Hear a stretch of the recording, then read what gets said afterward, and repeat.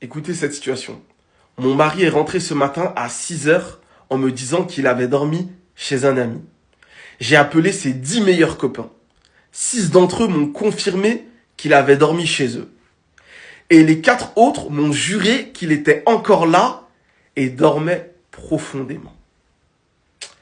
Je veux pas faire l'avocat du diable, mais tout est une question de compréhension, vraiment. Il y a 10 personnes qui vivent ensemble en colocation.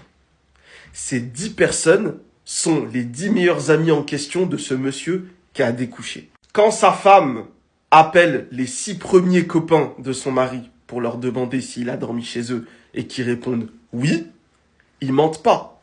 Parce qu'en fait, ces 6-là, c'est 6 chômeurs.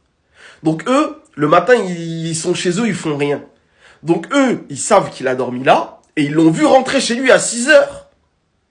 Donc ils confirment qu'il a bien dormi là, mais que là, voilà, il est plus là, il est parti. Ils ne mentent pas. Maintenant, les 4 autres qu'elle a appelés, qui ont confirmé qu'il était encore là-bas et qu'il dormait profondément, eux, c'est des charbonneurs. Eux, ils vont travailler à 4h30 du matin. Donc eux, là, ils sont partis au travail à 4h30, ils l'ont laissé, ils dormaient profondément, ils ronflaient, ils pétaient dans les draps. Donc là, ils sont partis, ils se sont dit, ah, voilà, il est là-bas, lui. On l'a laissé là-bas. Donc quand ils ont reçu le coup de fil, ils ont dit, ouais, il est là-bas, il dort. Ils ont pas menti.